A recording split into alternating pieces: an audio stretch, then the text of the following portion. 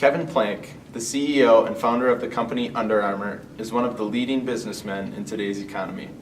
Listed in the top 400 of Forbes, Plank has truly worked his way up into one of the leading business positions in the entire world. Growing up in Kensington, Maryland, Plank was the youngest of 5 boys in a Catholic household. In his early days, Plank played many sports and kept extremely busy, but found time on the side to show his entrepreneurial spirit. As a kid, Plank was known for selling roses and shoveling the neighborhood driveways in order to earn small amounts of money. But he wouldn't earn the big bucks until he found his breakthrough in college. Plank walked on to the University of Maryland football team as a freshman and worked his way up to special teams captain. Playing in the hot summers, Plank realized that he was changing his shirt multiple times per practice after it was soaked in sweat. Realizing this is a problem for nearly all of his teammates, Plank headed to his grandmother's basement, where he created his first Under Armour shirt. This shirt was new and improved, designed to wick away sweat from the body, instead of a normal t-shirt that trapped the sweat. This genius idea, combined with years of hard work, has made Plank's company transform and is now worth over $1 billion in today's economy.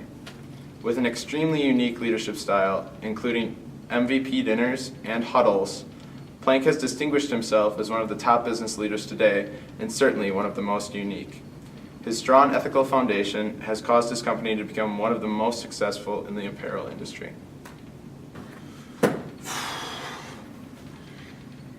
Oh, I am so hot right now. This t-shirt is just soaking up everything. There's gotta be a better way than this. Oh yeah, so much better. I'm so energized. Let's do this.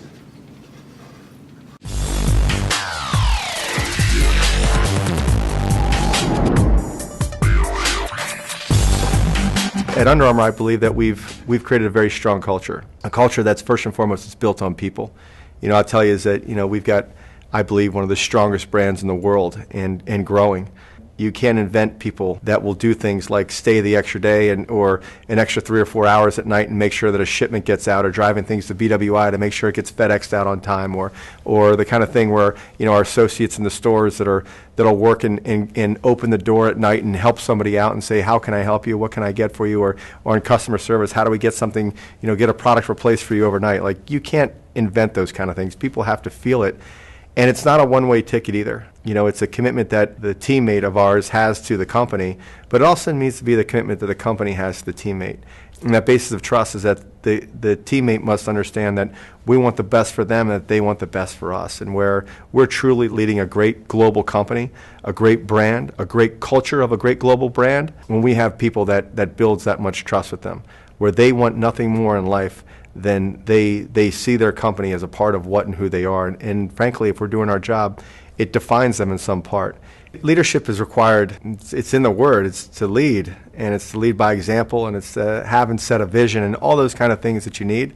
But it's to make sure that you never limit the idea or the opportunity. What I find myself doing more often than not is ensuring that we have enough runway in front of us, ensuring that we are thinking about things big enough, because you can become complacent. Your job is to push your company, but it's not just to show up and say, I want 20% more. More importantly, you need to set an expectation and set a path and a vision that allows people to achieve that at the same time. Under Armour is first and foremost, it's about our people. And so the hardest thing that any organization has is getting the people right? And so I've been very fortunate, because the first decision that I made was to hire my first partner, which was Kip Fulks. And getting Kip in, and then I trusted that Kip would hire 2 great people, and then they would hire 3 great people, and on and on and on. Along the way, you get to establish and you get to build a culture, and that's something that takes a long, long time to do, and it's something that you better be good at, because you're never done, particularly in a growing company. If you join Under Armour, you're taking a spot and a seat at our table, because the fact is that we just came out with a new commitment that in the next 3 years we're going to double our business again. The odds are, if you're going to be on our team, you're going to be in a much greater position in 2 or 3 years. We need you thinking with that entrepreneurial bent and that entrepreneurial mindset that says, I'm here to grow and I'm here to take a bigger position later in life than what I have today.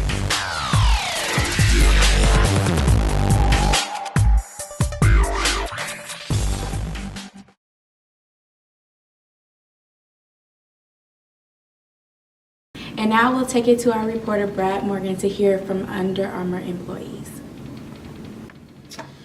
I'm here with Brittany, one of the employees at Under Armour facilities. How are you doing? I'm doing good, thank you. I just had a few questions for you today. So, first off, I know you know Kevin Plank very well. What would you say are some of the most important attributes of the company that Plank focuses on? I think Kevin focuses primarily on his employees and customers. He puts them first always. For sure, that's awesome. What unique strategies does Plank utilize that makes each entity in the company feel valued?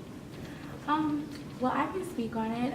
I know there's a couple of times where I've actually been able to sit in luncheons or group meetings, and he actually sits down with us and talks about what we need to work on as employees, as a company, where our future is headed as a whole.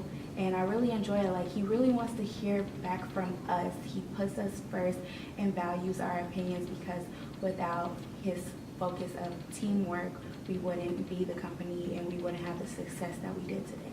Yeah, I mean, you guys are definitely successful, and I heard those, he called those MVP lunches, correct? Yes. Yeah, those sound awesome. I'm a big fan of those.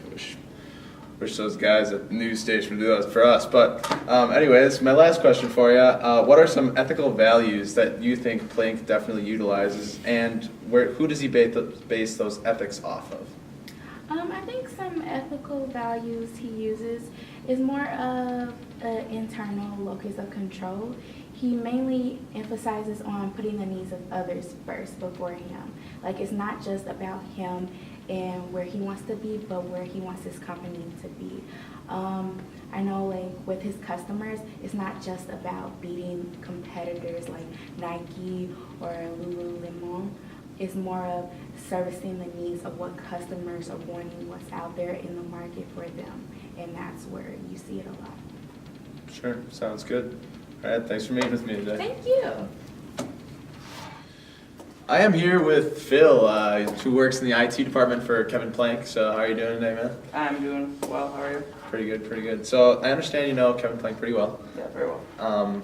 So I just had a few questions about his leadership styles, getting around that. So first question, I know Plank has this company centered in Baltimore, and he's got kind of like a college campus feel to it. How is the headquarters a reflection of his personality? Well, Kevin is definitely a Theory Y manager. He gives his employees full access to exercise equipment and facilities, social work environment, and dining hall access. Employees are definitely motivated by growth factors instead of physiological needs. For sure, for sure. Okay, second question for you. How has Plank's personality affected the way that he runs his organization? Well, Plank's definitely an extrovert. He believes that in order to have a cohesive work environment, you need an open and cooperative team. So what Plank does is he creates teams by developing an environment where employees can feel like they can talk about anything and really express themselves. Sure, that's definitely important to developing the company. Last question for you, and I'll let you go. Plank talks a lot about engines, as so he calls them. What are they, and how has he implemented them to further his business? So engines are highly motivated extroverts who desire pressure and responsibility. Plank has spent the better part of his career implementing engines into his workspace. By strategically placing engines into his workplace, Plank has created a team culture that breeds success. Sure, I know that just having those self-motivated people in the workplace definitely makes it better for the company, and then Plank doesn't have so much work to do when it comes to telling people what to do, so for sure. All right, thanks for meeting with me today, Phil. Of course. Nice to meet you. Have a good one. All right, so I'm here with Bree. How are you doing? Good, thanks. Okay, so I understand that you were on the board with Kevin at Under Armour's facilities in Baltimore. So, I mean, I just want some of the juicy details, What is Kevin like around the office? Kevin's a great guy. He's all about not only Under Armour as a company achieving their goals, but really all about individual goals. He's constantly, walking by in the hallways asking us, what do we want to accomplish today and how are we going to do it? He's really empowering and supportive of our own personal goals, even outside of Under Armour, which is always great. Yeah, definitely. He does these MVP lunches where he'll invite a handful of us, 6 or 7, to come and sit down at lunch and talk with him about what works at the company, what's not working. He really values our input as employees to make Under Armour run better. Sure. Adding to that, it's really cool. Meetings here aren't meetings, they're huddles. As you know, Kevin comes from a sports background, especially football, so the whole environment here is really based on a team setting, and he's very inclusive of everyone, so you can't really ask for a better work environment. Yeah, definitely. It sounds like you guys are definitely very social at work, which is awesome. Second question for you. Obviously, to Under Armour, community service is very important. How do you see that Plank tries to motivate his employees to get involved in the community service, and what does he do to get involved in the community? Kevin himself really believes that it's his duty to look after the well-being of Under Armour employees. So like mentioned before, we have our own cafeteria filled with healthy food. We have fitness programs here on campus. But he doesn't stop there. He goes out to the community and provides fitness programs for the surrounding area. He's on the board of trustees for the University of Maryland, as well as John Hopkins Medicine. So yes, he's very health oriented and believes that he can contribute a great deal to the surrounding community and its well-being. Yeah, I mean, definitely with Under Armour being an athletic company, with athletic apparel, I mean, without the people that are being in shape to do sports, he probably wouldn't be where he is. But yeah, so sounds good. Thank you for meeting with me today. It was a pleasure Thanks meeting for you. having me. Yep, have a good one. You too.